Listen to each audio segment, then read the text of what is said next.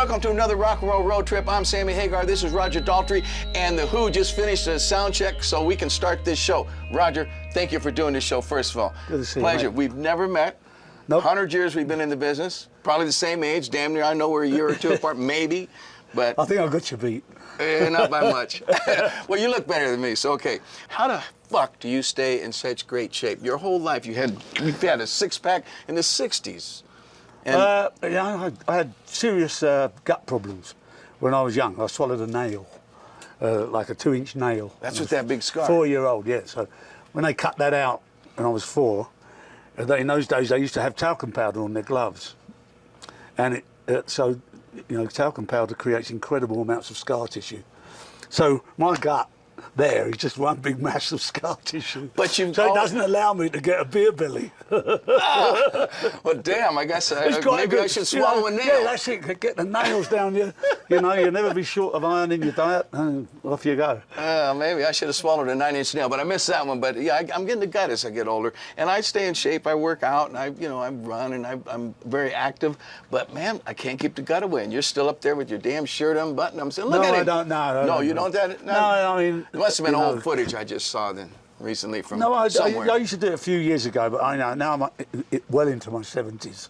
I think now it's not quite dignified, is it? Big influence on me.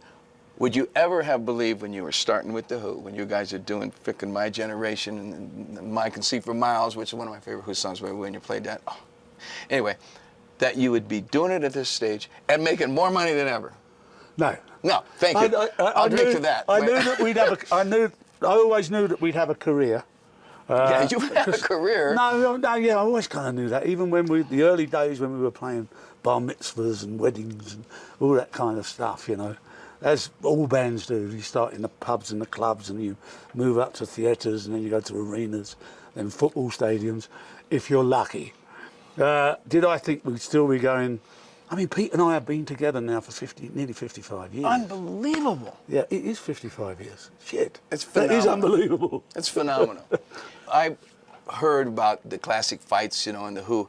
Montrose opened for you guys at Charlton Festival in 1973 with Humble Pie was before you, and Lou Reed, us, Maggie Bell, and the first Bad Company show. Do you remember that show? Yeah, I can never forget that. That was a brilliant afternoon. 80,000 people. No, there was more than that. We were licensed for 70. Oh, you were paid on 80.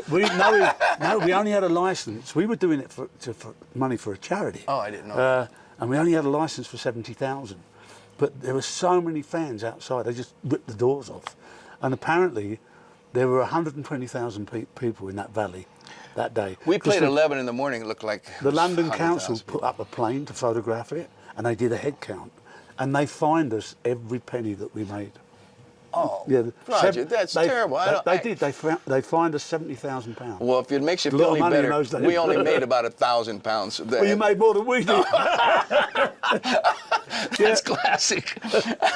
But the first time in London, my first time in London was on that Montrose tour in '73, and we went to a place called Speakeasy, or was it the Rainbow? What was the place that was hip? There was a Speakeasy. 73. But that would have been the kind of last days of it. Well, it must have been, because let me tell you a story. There was a line going up the street, so the whole Montrose band, the four of us, Ronnie, Denny, Bill Church, and myself, we went and got in line. We're all dressed up full rock stars, man. We're in fucking London now.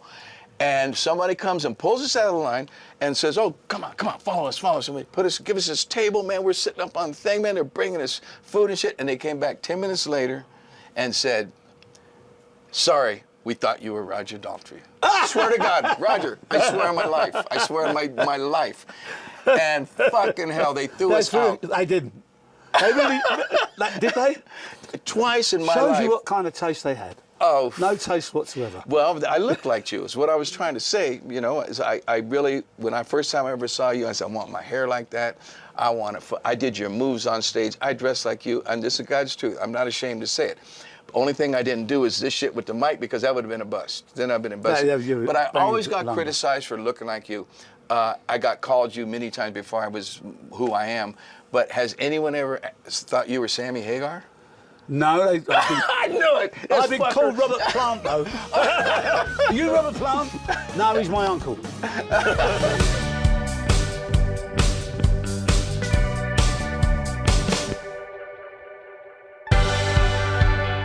John, it was, I loved him. We shared our birthday in Cabo so many years. And Keith, I mean, you've lost 2 guys. And here you and Pete still going strong. Well, in that sense, we haven't lost them. That's the great thing about keeping going for Pete and I. Every time we start playing the music, they're echoing in the music. They're echoing in the universe forever.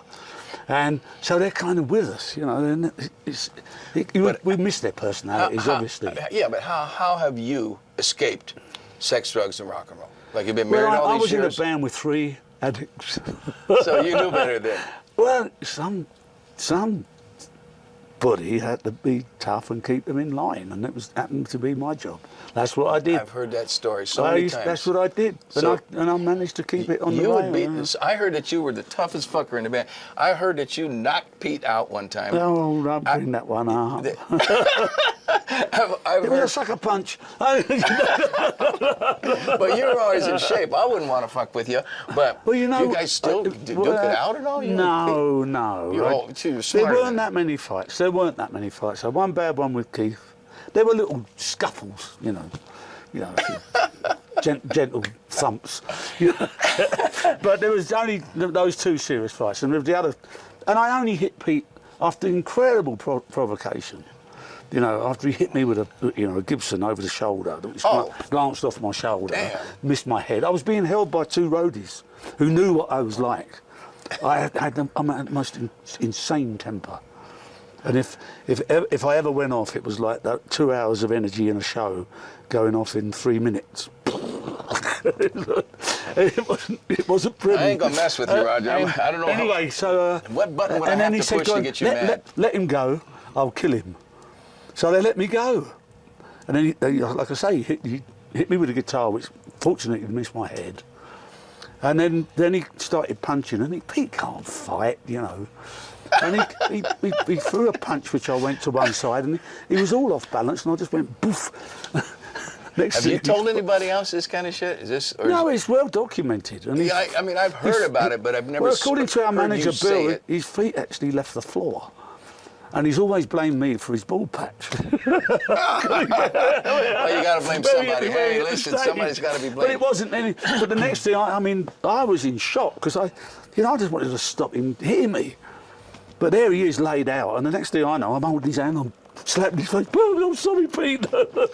So as long as you've been doing this, of course, you got to be into philanthropy because you can't just keep doing it, take. So how do you give back? What is your favorite way? I got involved with a charity 27 years ago in Britain called the Teenage Cancer Trust. I've started now in America, which is the Teen Cancer America. What we do is to try and provide spaces in hospitals that are just for teens. It's not research. We don't do anything, but we produce something. We produce something that you can walk into, you can touch. It's got everything that teenagers can want to live as normal a life as possible while they're going through some of the really severe cancers. I mean, you've got kids. Yeah, I do. Yeah, and I've got grandkids. Yes, and me. How many you got? Little kids, little teenage kids. 2 little teenage grandkids. I love that. Yeah. So I have this little game that I play, and the best part about this, Roger, is the end of the interview. Thank God for that. And it's the quickest part. I know, but it's called This or That, right? This or that. I don't want to hear well, maybe, oh well, yeah, no, this or that. You know, if you could just okay, ready? I don't know that look in your eye. Go on then. Long hair or short hair? Depends what age. That's fucked, isn't it? Ladies and gentlemen, he's a fucking Pisces. He can't help himself, okay? No, you can't. They got to go this way and that way. At my age, short hair. Short hair. I'm with you. Wait. There you go. Okay, if you could turn back the hands of time, would you open for Jimi Hendrix or play after him? Always play before him. He was magic.